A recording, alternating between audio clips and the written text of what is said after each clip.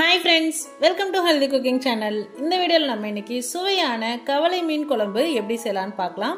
ரொம்ப ஈஸியான மெத்தட்.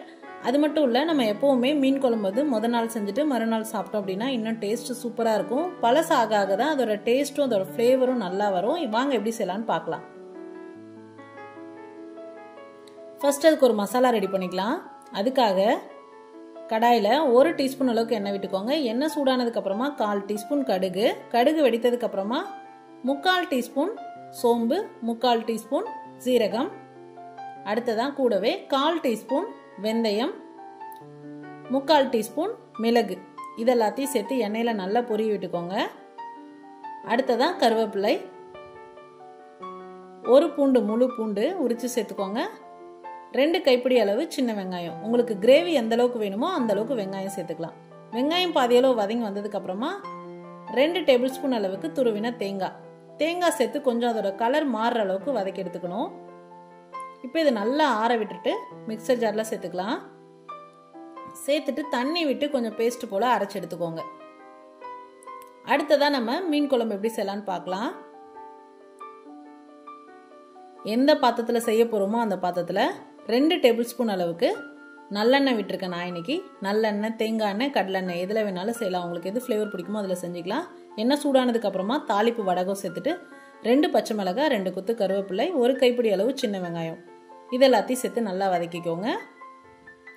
கூடவே 2 மீடியம் சைஸ் தக்காளி, வெங்காயம் கண்ணாடி பதம் வந்ததுக்கு அப்புறமா தக்காளி சேர்த்துக்கோங்க. தக்காளி சேர்த்துட்டு தக்காளி நல்லா தொக்கு மாதிரி இந்த மாதிரி வதங்கி வந்துடணும். அடுத்ததா இதுல 1/4 கிலோ அளவுக்கு கத்திரிக்காய் இந்த மாதிரி நீல வாக்கில் கட் பண்ணி இந்த ஸ்டேஜில் சேர்த்துட்டு தக்காளி கூடயே நல்லா கலந்து விடுங்க. கத்திரிக்காய் சேர்த்துட்டு நல்லா கலந்து விட்ட உடனே மசாலா பொருட்கள்லாம் சேர்த்துக்கலாம். 1/4 டீஸ்பூன் மஞ்சள் தூள், 4 டீஸ்பூன் மல்லித்தூள், 1 டீஸ்பூன் தனி மிளகாய் தூள். இப்போ இந்த மசாலா பொருட்கள் எல்லாம் எண்ணெயில் நல்லா பச்சை வாசனை போகிற அளவுக்கு வதக்கி எடுத்துக்கோங்க. அடுத்ததா நம்ம அரைச்சி வச்சிருக்கக்கூடிய விழுதை இதில் சேர்த்துட்டு குழம்புக்கு எந்த அளவுக்கு தண்ணி வேணுமோ அந்த அளவுக்கு தண்ணி சேர்த்துட்டு இப்போ இந்த ஸ்டேஜில் உப்பு சேர்த்துக்கலாம்.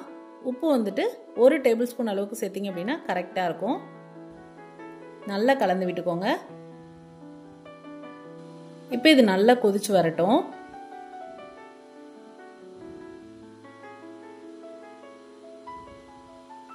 இப்போ பாருங்க நம்ம சேர்த்த மசாலா எல்லாமே நல்லா கொதிச்சு வந்துருச்சு.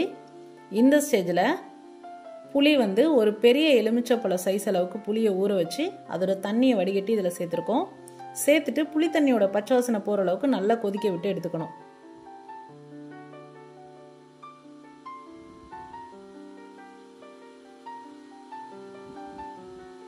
இந்த ஸ்டேஜில் உப்பு காரம் எல்லாம் சரியாக இருக்கான்னு சரி பார்த்துக்கோங்க.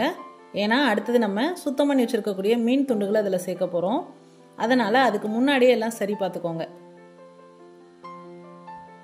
இப்போ நம்ம கழுவி வச்சிருக்கக்கூடிய மீன் துண்டுகள் எல்லாத்தையும் சேர்த்தாச்சு. நான் இன்னைக்கு 1/2 கிலோ அளவுக்கு கவளை மீன் சேர்த்துருக்கேன்.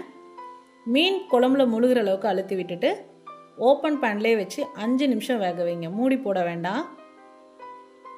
நம்ம உடனே சர்வ் பண்ணுற மாதிரி இருந்தால் 5 நிமிஷம் கொடுங்க. இல்லை அப்படின்னா 3 நிமிஷம் வச்சுட்டு நீங்கள் ஸ்டவ் ஆஃப் பண்ணிவிடுங்க. இல்லைனா மீன் உடஞ்சி போயிடும். இப்போ பாருங்கள், நான் உடனே சர்வ் பண்ணுறதுனால 5 நிமிஷம் விட்டு ஸ்டவ் ஆஃப் பண்ணிட்டேன். 5 நிமிஷத்துல இந்த மீன் எந்த அளவுக்கு குக் ஆகி வந்திருக்குன்னு பாருங்க. நல்லா சாஃப்டா குக் ஆயிருச்சு.